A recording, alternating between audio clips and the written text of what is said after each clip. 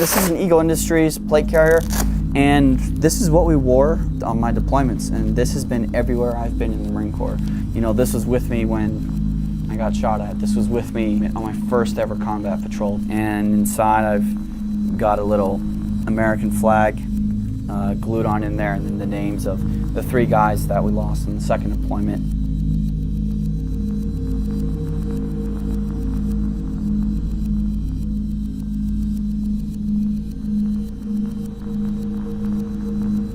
I'm Miles. I'm a corporal in the U.S. Marine Corps, and I'm a Muslim. I enlisted in 2010 as an 0311 infantryman. I went to boot camp in Parris Island, South Carolina. I went to School of Infantry in Camp Geiger, North Carolina. I was then assigned to 1st Battalion, 9th Marines. In 2011, we deployed to Afghanistan for 7 months in Helmand Province, Nawa District. We deployed again to Helmand Province. This time it was to Camp Leatherneck, Helmand Province.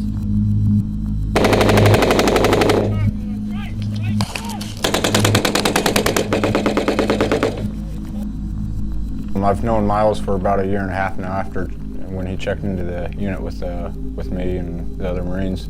We took a liking to each other, started hanging out. You know, he lived in Bloomington, I live in Bloomington. As far as when I found out he was a Muslim, I had no clue. I think it was he was converted already for at least a month or 2 before I got any whiff of it.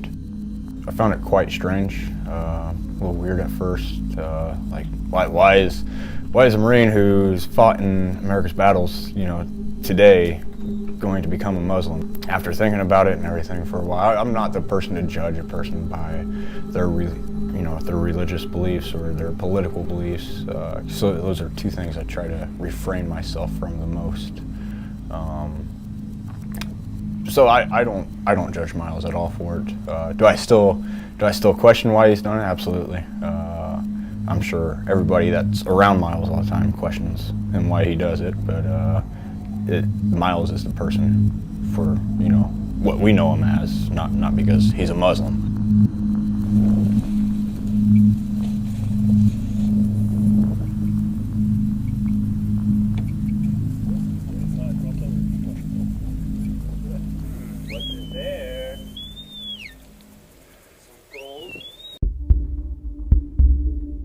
Well, then another perception is, you know, what, Muslims are terrorists, that sort of deal. Well, people fear what they don't know. The majority of Americans don't have Muslim friends. They don't know anything about Ramadan or Nowruz or praying 5 times a day or whatever. What Americans see is in the news, is in the CNN, and they see, you know, this terrorist attack, this Muslim terrorist attack, this Muslim extremist, this, that, and the other thing. Islam makes up 1 billion people in the world, all right? So, what, 1/7 of the world is Muslim, and you're going to call that entire population terrorists? 2 explosions in a departure lounge at the Brussels airport. No word yet on the cause of the blast. And the person who was arrested told the French authorities, "I am from ISIS." ISIS. Are coming in of an attack, or quite possibly several attacks in Paris. He came to work for me a couple years ago. Former Marine came to Bloomington to go to school. We're going to do whatever they got to do. And if that's the path he feels he needs to go, then it's not up to me to tell one person what they are here to believe. Our country's founded on it. And so for one of my friends to take on the belief of the people that we've been fighting the most, it was a little bit of a shock. But like I said, I'm not gonna lose a friendship over it because of somebody's religious beliefs. And I think Miles knows that. I can sit here and tell a camera. I mean, it's not like it's a secret. So.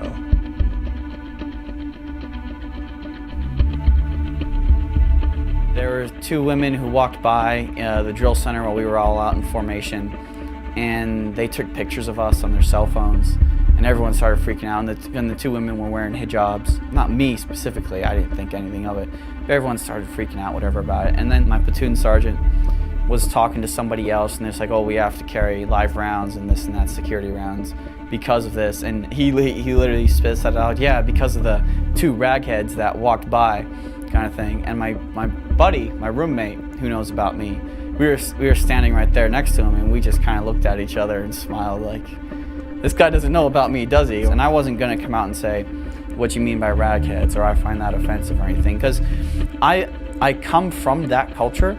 I come from a very, the Marine Corps infantry. I come from that culture of being rough and ready, of not caring, of not being sensitive, of, ragheads, that sort of thing. No, I don't buy into that at all. There's a lot that goes into that with culture this, culture that. But I understand where that's coming from. So I know why guys are like that. So when a Marine says a bunch of ragheads or a bunch of towelheads this, sure, I think it's stupid, but I'm not going to go over my ledge and say that I find that sensitive, that kind of thing, because it's the culture I come from. Wudu, it's a ritual kind of thing you say.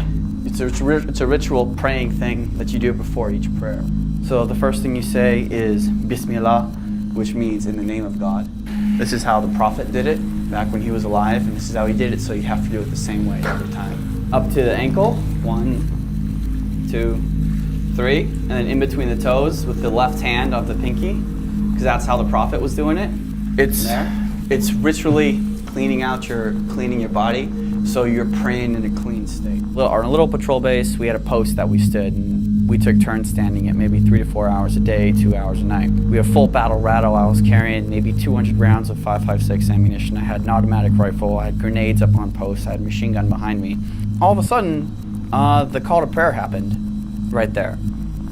And I don't know why, but for this particular call to prayer, there wasn't a call to prayer in Afghanistan before that, and there wasn't a call to prayer in Afghanistan after that morning. That didn't influence me as much as this one did. But for some reason, when that was called out, just the way the call to prayer went, the atan is what it's called, the way the atan went that morning, it was just the most beautiful, most melodious, most rhythmic thing I'd ever heard in my entire life. And it was as if God was speaking in that moment right there. And it just fit into everything around me, into the morning, with the tranquility of it. And just within me, there's something like a spiritual self kind of within me just kind of sparked. And just within me, I was like, there has to be a God. There has to be something out there. This does not happen on a normal level. This does not happen elsewhere. And I was just transfixed, and I just got up and I listened to the entire thing, and it was more beautiful than any song I'd ever heard, more deeper than any speech I'd ever heard whatsoever. It was just as if